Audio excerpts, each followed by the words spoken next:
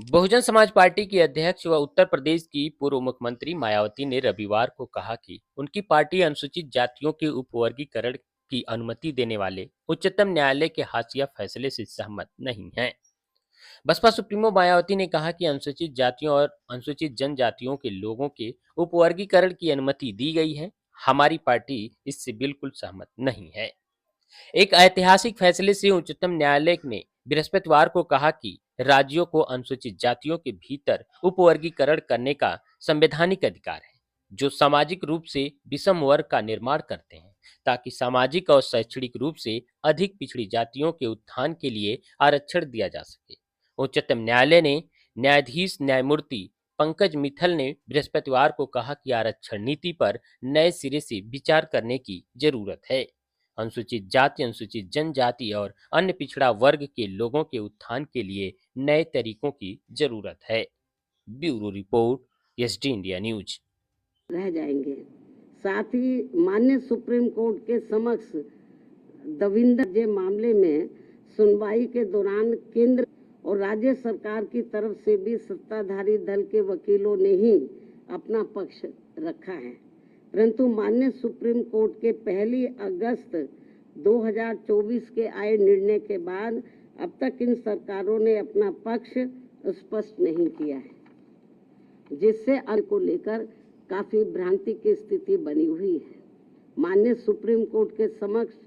सुनवाई के दौरान समाजवादी पार्टी के वरिष्ठ राज्यसभा सांसद, जो कि वरिष्ठ तथा इनके साथ साथ बीजेपी ने केंद्र में अपनी सरकार की ओर से माननीय अटॉर्नी जनरल व सॉलिसिटर जनरल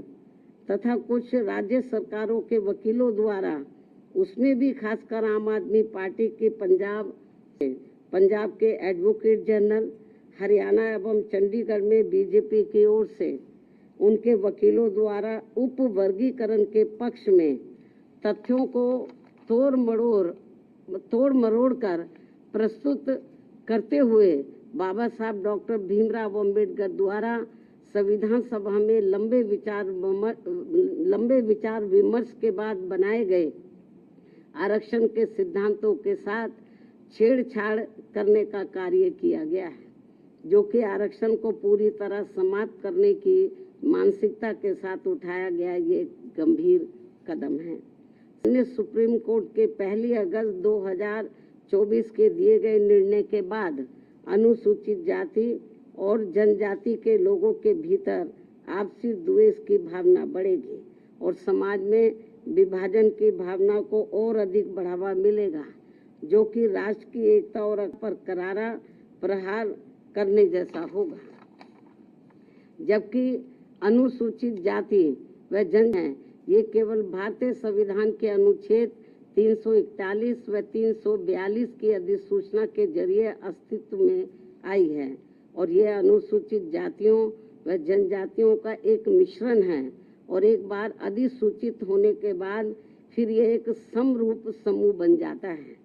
साथ ही राज्यों के द्वारा ये उपवर्गीकरण अनुच्छेद 341 एवं 342 के तहत राष्ट्रपति जी की अधिसूचना का उल्लंघन होने के साथ साथ ये पूर्ण रूप से असंवैधानिक भी होगा, क्योंकि कोई भी राज्य सरकार राष्ट्रपति की पावर को खत्म नहीं कर सकता है, क्योंकि ये संविधान के अनुच्छेद 341 भाग 2 एवं 342 का उल्लंघन होगा और इससे हमेशा ये खतरा बना रहेगा कि अनुसूचित जाति व जनजाति को दिया जाने वाला आरक्षण कब खत्म हो जाएगा, जबकि अनुसूचित जाति व जनजाति समुदाय के लोगों का वर्गीकरण का एकमात्र मूलभूत आधार सामाजिक गैर बराबरी अर्थात छूत-पात रहा है। ऐतिहासिक तौर पर सामाजिक गैर बराबरी की वजह से ही आरक्षण दिया गया है, तो ऐसे में जाति के आधार पर प्रताड़ना झेलने वाले समुदाय के बीच आरक्षण का बंटवारा करना ये पूर्ण रूप से अनुचित, असंवैधानिक